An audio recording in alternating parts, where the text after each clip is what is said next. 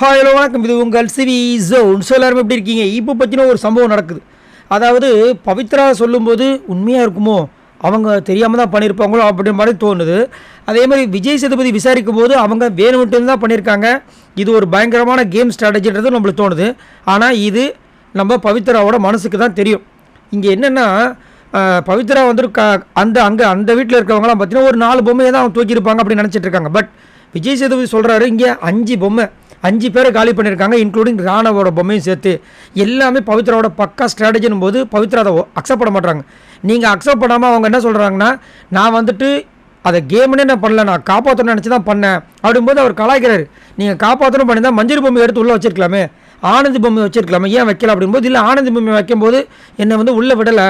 சரி, அப்போ மஞ்சரி பொம்மை ஏன் உள்ளே வைக்கல நீங்கள்? அப்போ நீங்கள் உள்ளே போகும்போது 2 இடம் இருந்துச்சு, நீங்கள் உள்ளே போய் இடத்த பிடிங்க தானே சொல்லியிருந்தாங்க. அந்த இன்னொரு இடத்துல சிவா வச்சதுக்கப்புறமா நீங்கள் மஞ்சள் பொம்மைக்காக தான் விளையாடுறீங்கன்னா அங்கே மஞ்சள் பொம்மையை வச்சிருக்கணும். பட் அங்கே வைக்காம ஏன் வெயிட் பண்ணிட்டு இருந்தீங்க அப்படின்னு கேட்கும்போது கரெக்டாக தான் இருந்துச்சு.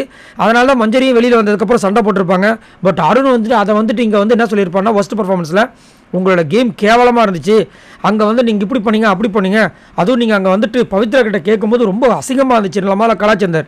ஆனால் இங்கே என்ன சொல்கிறாருன்னா, மஞ்சரி கேட்டது கரெக்டான ஒரு விஷயம் அப்படின்னு சொல்லி அதுக்கப்புறம் மஞ்சரிக்கு ஒரு பாராட்டார் வந்துச்சு.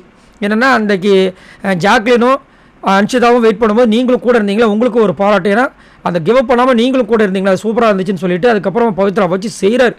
2 ஸ்லாட் இருக்கும்போது நீங்கள் அப்படி பண்ணது தப்புனான் போது அவங்க எந்த இன்டென்ஷனில் நான் பண்ணலங்க, நான் உண்மையிலேயே வந்து மனசாட்சிக்கு விரோதம் இல்லாமல் சத்தியமாக நான் அந்த மாதிரி பண்ணல, எல்லாமே கேம் ஸ்ட்ராட்டஜி கிடையாது அப்படின்னா ஒரு காண்டாயிட்டு என்ன பண்ணிட்டாரு, அந்த ஸ்க்ரீனுக்கு முன்னாடி வந்துட்டார். நான் சொல்கிறத கரெக்டாக புரிஞ்சுக்குங்க, நான் என்ன கேட்குறது மண்டையில் ஏற்றுக்குங்கன்ற மாதிரி திரும்ப சொல்கிறார். நீங்கள் இந்த மாதிரி பண்ணீங்களா அந்த மாதிரி பண்ணீங்களா, உங்களுக்கு இடம் இருந்துச்சுல ஏன் வைக்கல அப்படின்னா அவங்க அழ ஆரம்பிச்சிடுறாங்க. அவங்களுக்கு ஒன்றும் புரியல. அப்போது அவங்க அழும்போது ஒருவேளை உண்மையாகவே இருக்குமோ, அவங்க தெரியாமல் தான் எல்லாரையும் வந்துட்டு அந்த பனைமரத்தில் வந்துட்டு காக்கா வந்தவொடனே பழம் வந்த மாதிரி நடந்திருக்குமா அப்படின்னு தெரியல. ஆனால் ஒரே ஒரு இது கண்டிப்பாக அவங்க தெரிஞ்சு தான் பண்ணாங்க, அது வந்துட்டு மஞ்சரி. அது வந்து மாற்றுக்கிறதே கிடையாது. மஞ்சரி அவங்க வேணும்ட்டு தான் அவுட் பண்ணாங்க. ஆனால் இங்கே வந்துட்டு இல்லைன்னு நம்ம போலிக்கானியை தான் இது பண்ணுறாங்க. பட் எனக்கு தெரிஞ்சு அந்த ஒரு இதில் கன்ஃபார்மாக வெளியே சூப்பராக தெரிஞ்சுது.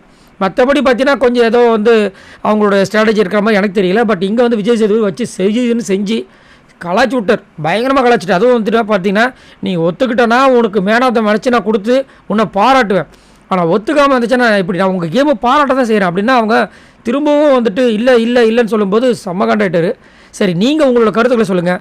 உங்களுக்கு உண்மையிலே பவித்ரா வந்துட்டு அது கேம் ஸ்ட்ராட்டஜியோட தான் பண்ணியிருக்காங்களா, இல்லைங்க அவங்க தெரியாமல் நடந்ததுங்க, இதை வந்து விஜய் சேதுபதி ரொம்ப பெருசாக பேசுகிறார் அப்படி தோணுதான்?